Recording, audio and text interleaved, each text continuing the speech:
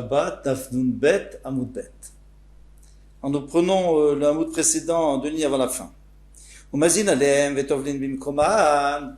On a le droit d'asperger le fameux collier là qui est autour de la bête. Eh bien, on a le droit d'asperger lorsqu'il est sur la bête. On n'a pas besoin d'enlever. Vetovlin bimkoman, mais elles peuvent aller dans le fleuve, par exemple, pour faire le tvila du keli, de l'anneau qui était tamé, pour une raison ou une autre, il est devenu tamé. Eh bien, elles vont se baigner et ça permet à l'objet de devenir tahor. C'est comme si on avait trempé au mikvé, même s'il est sur elle. Des membras, des bnei kiboulé touma ninhu. Est-ce que ça veut nous dire qu'ils peuvent recevoir la touma? Mais ce collier, il ne reçoit jamais la touma. Pourquoi? Il va atteindre pourtant, on en sait dans une Mishnah, tabat adam. Donc une bague qui sert à un être humain, tméa, elle peut devenir tméa. D'où on sait, parce que en Midian, lorsqu'ils sont revenus avec les bijoux des Midianim, on leur a dit de les mettre au mikvé. La Torah nous leur a dit de les tremper dans le mikvé. Mais tabat bema vekelim, mais un anneau qui sert à une bema ou à un ustensile, par exemple, on met un anneau sur un ustensile pour l'embellir, ou shark et kol tabaot, ou alors n'importe quel anneau qu'on mettrait sur une porte. Eh bien non, si c'est un ornement pour une bema, pour un animal, pour un keli, ou n'importe quoi, tant que c'est pas Adam, ça ne reçoit pas la Touba. Bon. Alors on tourne la page. Dans ce cas-là, on a un problème. On a un problème, c'est comment est-ce qu'il est devenu tamé pour qu'on soit obligé d'aller mettre au mikvé. La Gemara répond.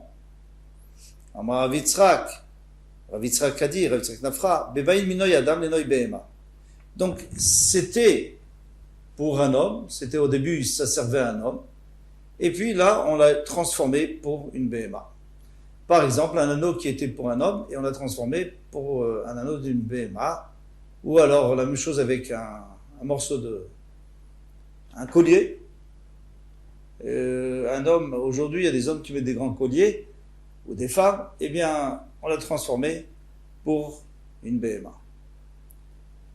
Rav Yosef Amar. Donc maintenant, puisqu'il était déjà tamé lorsqu'il était chez l'homme, maintenant on l'a transmis à la BMA, eh bien il reste tamé. Donc quand la BMA, quand on veut rendre tahor, il faut que la BMA descende dans le fleuve avec.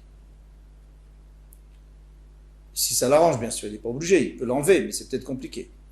Rav Yosef Amar, Rav Yosef donne une autre réponse. Il dit, il dit non, ça n'a jamais appartenu à un homme. Mais puisque l'homme tire la BMA avec, eh bien dans ce cas-là, ça s'appelle que cette corde ou cet anneau, il sert à l'homme. Même s'il est sur la BMA, il est sur l'animal, mais il sert à l'homme. S'il sert à l'homme, il devient tamé. Donc on n'a même pas besoin de dire qu'il a été transformé. Milotaner n'attend pas, on sait dans une braïta, maquel shel BMA. Donc un bâton, shel matechet, en métal, un bâton avec lequel on frappe une BMA. S'il est en bois, il n'y a pas de problème parce que c'est pshouté kelietz. Ça veut dire qu'un ustensile en bois qui n'a pas de réceptacle, il ne devient jamais tamé. Mais s'il est en métal, il devient tamé. Donc ce bâton avec lequel on remet en place une BMA, par exemple un chameau, Mekabel Touma, il reçoit la Touma. Matam, pourquoi? Mais il est fait pour la BMA, il est fait pour l'animal. Non, Oil Vadam Rodé Bahem, puisque c'est l'homme qui l'utilise pour frapper la BMA, ça lui rend service. Achanami Oil Vadam Mosher Bahem, ici aussi, puisqu'un homme tire avec. La BMA, il la tient avec. Pourquoi Rabbi Yosef parle de ça? Pourquoi Rabbi Yosef ne parle pas pourquoi il n'est pas d'accord avec Rav Yitzhak Nafra, qui disait que ça servait à un ornement pour un homme, parce que lui, il n'a pas besoin, puisque lui, il pense que dans le Mishnah, on ne parle pas d'ornement du tout. On parle que d'utilisation. Par exemple, un collier pour tenir la bête. C'est pour ça qu'il donne cette réponse. Alors, Rav Yitzhak, lui, on parlait aussi d'ornement. Alors, puisqu'on parlait d'ornement, alors tu es obligé de dire que c'était un bijou qui a été transformé. Maintenant, Vetoblim Vimkoman, c'est-à-dire on les met au mikvé avec la bête. Au mikvé, peut-être pas, mais dans un lac. Vaïka Khatsitsa, on a une Khatsitsa parce que l'anneau qui tient, donc il y a toujours le collier, après il y a un anneau qui est bien serré, et dans l'anneau on fait passer une corde. Eh bien cet anneau, il ne laisse pas passer l'eau. Donc il y a un endroit où l'eau ne va pas passer. Veika Khatitsa. Il y a une Khatitsa, c'est une interruption, une interférence entre l'eau et le Keli. Et en l'occurrence, c'est l'anneau ou alors le collier. Alors attention, on parle maintenant que c'est des objets qu'on sépare. S'ils sont rattachés pour tout le temps, c'est pas grave. On n'a jamais vu qu'il fallait que l'objet entier, l'objet doit être trempé dans l'eau. Mais s'il y a plusieurs morceaux, c'est pas grave, on met tout dans l'eau et c'est bon. Mais ici, c'est des choses qui se séparent, donc chacun doit être entièrement dans l'eau à part. Et là, c'est pas possible puisque c'est serré. Amar Ravami, Besheritran. Ravami dit que non, il a tapé dessus. Avant, c'était pour un homme, mais quand il a voulu le rendre apte pour la bête, il a élargi. Il a élargi avec un marteau, il a élargi avec un burin, il a élargi l'anneau, et maintenant l'eau passe partout.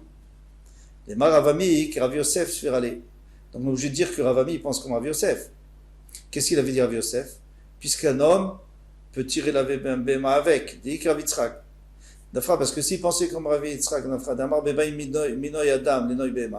que c'était avant un ornement pour l'homme et maintenant c'est devenu pour une béma, qui est d'Eritran, à partir du moment où il a tapé dessus pour l'élargir, Avad Beumase, il a fait un acte, Pachalatuma, et la Touma est partie Minayou.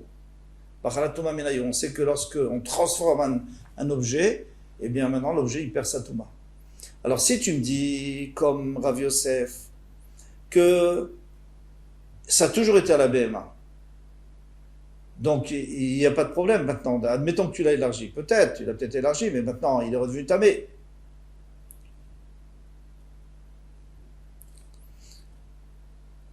Par contre, si tu dis que c'était une fois à l'homme, eh bien, quand on l'a élargi, eh bien, il est devenu Tahor. Et s'il est devenu Tahor, il ne peut plus redevenir tamé, puisque, d'après lui, la BMA, un objet qui est sur la BMA, qui sert à la BMA, ne devient pas tamé. Jamais. Et donc c'est ça. Tous les ustensiles, Yordim Midetumatam Bemachashava.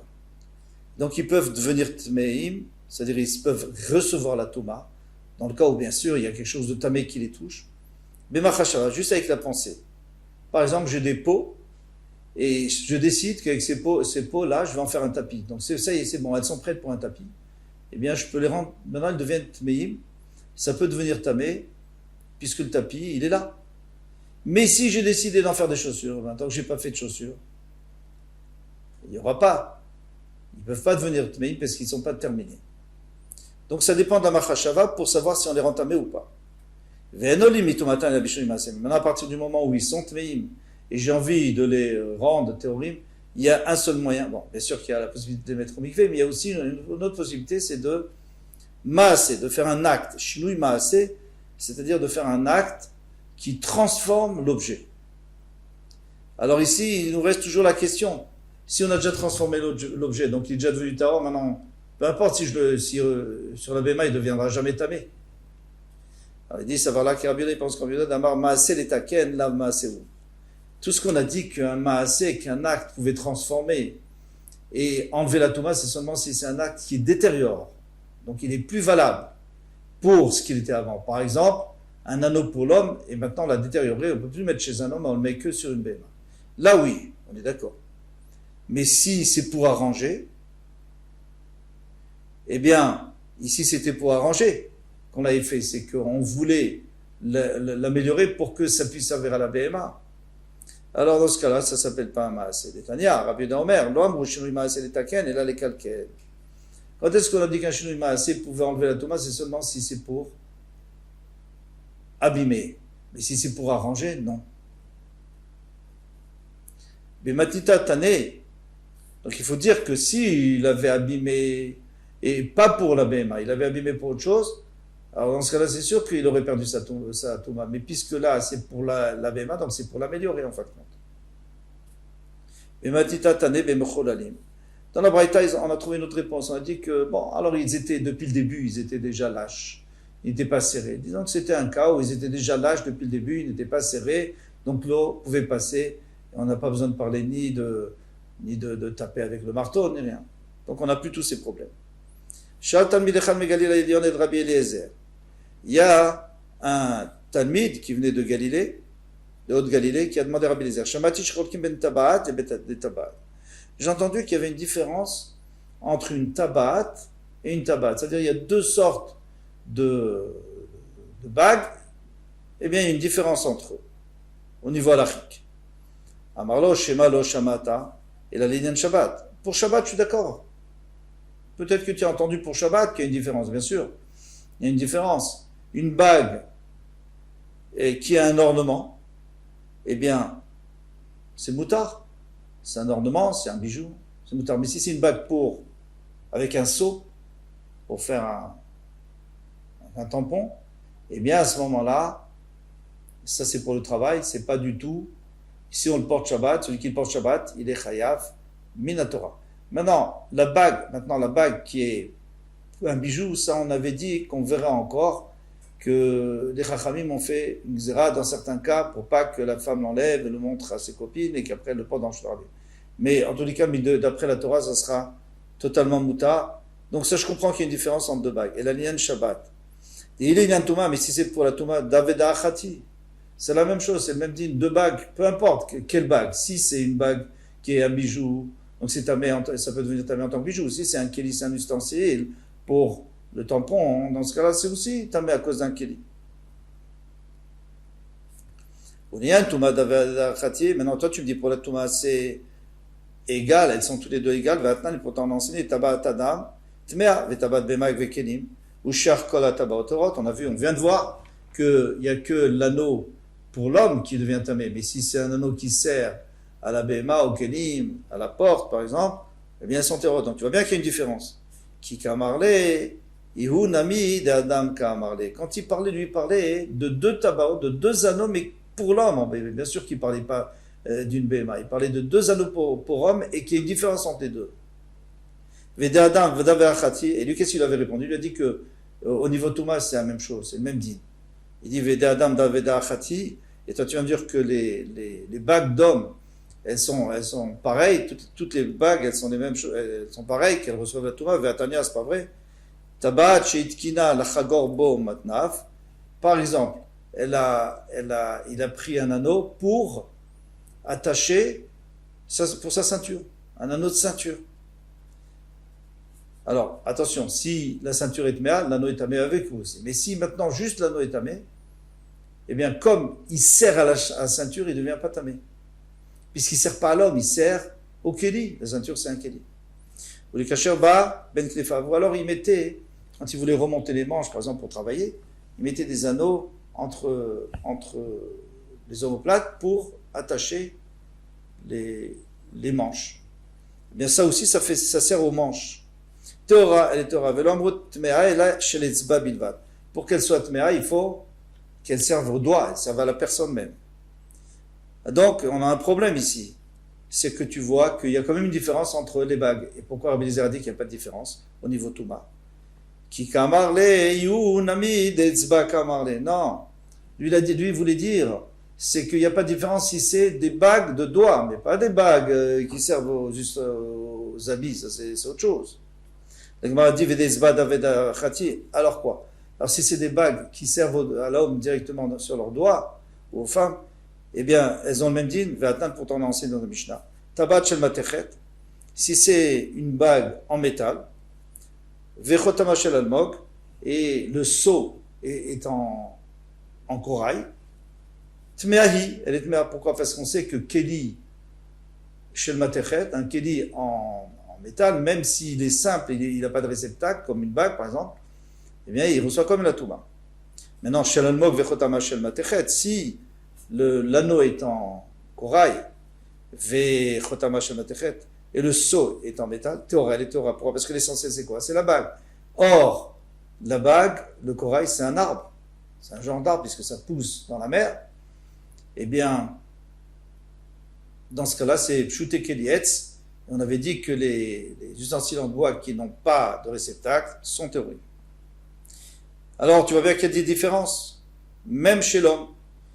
Qui, kamarleu, nami kula shel matechet kamar. Non, lui, il ne parlait pas du tout de ce genre. Lui, il parlait uniquement de bagues en métal. Alors il dit que les bagues en métal, peut-être pour Shabbat, je suis d'accord qu'il y a une différence. Une bague, si elle est un bijou, si c'est un kéli, pour porter Shabbat, bien sûr, si c'est un kéli, il est chayav, sinon il n'est pas tour. Tandis que pour la Touma, il n'y aura pas de différence entre ces deux bagues. De toutes les façons, il sera Mekabel Touma. Toutes les deux seront Mekabel Touma. Veotchal, et encore, il a demandé le Talmid du Galil à Rabbi Eliezer, Shamati, j'ai entendu chez Rolkim ben Machat et Machat, qu'on fait la différence au niveau halacha entre deux sortes d'aiguilles. Amarlo, il lui a dit Shema le Shamata, il a dit un Shabbat. Peut-être que tu as entendu que pour Shabbat, qu'il y a une différence entre deux sortes d'aiguilles, bien sûr. L'aiguille percée, donc avec laquelle on va coudre, on ne sort pas avec pendant Shabbat parce que c'est un kéli. Tandis que l'aiguille qui n'est pas percée, c'est pour faire joli, elle est belle, elle est dorée, et bien à ce moment-là, c'est un bijou, on sort avec.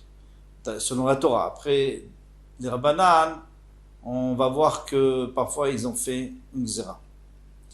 Deïdelian Touma, mais si c'est pour la Touma, Daveda Achati. Mais si c'est pour la Touma, c'est sûr que les deux ont le même din. Demande l'Agma, Olinian Touma Daveda Achati. Maintenant tu me dis que pour la Touma, toutes les aiguilles ont le même din. Va pourtant lancer dans une Mishnah, Machat Shnital Chora.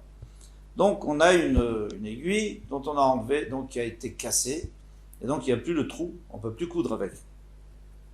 Outsa, ou pire que ça, il n'y a même plus la pointe. Torah, elle est Torah. Pourquoi? Parce qu'elle sait plus, elle a perdu son din de Kéli, en tous les cas pour laquelle elle était prévue, et de toutes les façons, qu'est-ce qu'on va faire avec? En tous les cas, on ne peut plus coudre avec. Kika Marley, alors il dit, donc tu vois qu'il y a une différence. Il y en a une qui est Tmea, il y en a une qui est Torah. Il te dit, Kika Marley, Beshlema. Non, lui parlait d'une entière, bien sûr, il ne parlait pas d'un cas où elle est cassée. Il dit que deux entières, elles ont le même din. N'importe quelle entière, elles ont le même din. Au Bishlema, Daveda Achati, maintenant tu veux me dire que deux qui sont entières, elles ont le même din? Pas vrai? Vatnan, Machat Shalta Chaluda. Une aiguille qui a monté, c'est-à-dire qui s'est rouillée, si ça empêche de coudre, Théora. Elle est Théora parce qu'on peut plus l'utiliser pour le but qu'elle avait avant. Et sinon elle est Tmea. C'est-à-dire si on peut coudre avec, alors elle est Tmea. Et en vrai, des Beravianaï. Mais Ravianaï dit, mais comment je sais si on peut coudre avec ou on ne peut pas coudre avec? Veu Shirishuma Nika. Premier pshat de Rashi. Shirishuma Nika, ça veut dire, alors ça ne rentre pas très bien dans les mots, ça veut dire qu'on peut coudre encore avec. Deuxième pshat, Shirishuma Nika, ça veut dire que quand on coud avec, au contraire, on ne peut plus utiliser. Pourquoi? Parce qu'il reste la rouille sur les habits. En tous les cas, qu'est-ce qu'on voit ici? On voit qu'il y a deux sortes d'aiguilles et qui n'ont pas du tout le même din. Pour la Touma, puisque celle qui est rouillée, on ne peut plus utiliser, donc elle est plus de mer. Kikamar, quand est-ce qu'il lui a posé la question? Beshifa. Kamar, il lui a posé la question dans une qui avait été nettoyée, polie, pour être propre, il n'y avait pas de rouille. Ou Beshifa, Daveda Khatim, tu veux me dire que deux aiguilles qui sont propres et qui n'ont pas de rouille, elles ont toujours le même din au niveau de Touma, c'est pas vrai? Vatania, pourtant on a vu dans une braïta, Machat ben Nekuva, une aiguille soit qu'elle soit percée, ben Nekuva, soit qu'elle ne soit pas percée. Il y a des aiguilles dans lesquelles on a fait un chat, un trou, pour pouvoir coudre, il y en a qu'on va utiliser pour autre chose. Moutar et Tatel Shabbat, on a le droit de les passer pendant Shabbat. Pourquoi? Parce que l'une ou l'autre, tu peux utiliser pour enlever une écharpe. Et lo amrou nekuva. Là-bas, ici, on ne parle pas de la sortir dans le on parle de la déplacer dans le Shtayachid. Velo amrou nekuva et la lignan touma. Alors, pourquoi il y aurait une différence entre celle qui est percée et celle qui n'est pas percée? C'est que pour la touma. Bilvad. Donc c'est une question. C'est une grosse question, parce que Rabbi Eliezer lui a dit que justement, pour la touma, il n'y a pas de différence. Et maintenant, on vient de te dire qu'il y a une différence. Ha tirgema Abaye, aliba de Rava. Abaye, il a expliqué selon l'avis de Rava, B. Guilmé. Puis ici, on parlait de Guilmé. Alors, Guilmé, c'est comme un golem, pardon. Le golem, il prague, qu'est-ce qu'il était? Il n'était pas terminé, il lui manquait un petit peu de cervelle. Alors, ici, Guilmé, c'est la même chose. On a pris du fil de fer, on a coupé pour faire des aiguilles. Maintenant, le problème, c'est qu'on n'a pas terminé l'aiguille. Donc, elle est S'il y a déjà le trou, alors on considère que ça y est, il a fini son travail. Donc elle est Mekabel Touma. Mais tant qu'on n'a pas fait le trou, tu peux pas dire qu'elle est terminée. Elle n'est pas terminée. Donc si elle n'est pas terminée, donc on avait dit elle ne prend pas la Touma tant qu'elle n'est pas terminée. Comme par exemple la peau, on avait vu dans Rachi, la peau qu'on avait, avec laquelle on voulait faire des chaussures. Tant qu'on n'a pas fait des chaussures, c'est terminé. Maintenant, si on n'avait pas l'intention de faire des chaussures, on avait l'intention de s'asseoir dessus.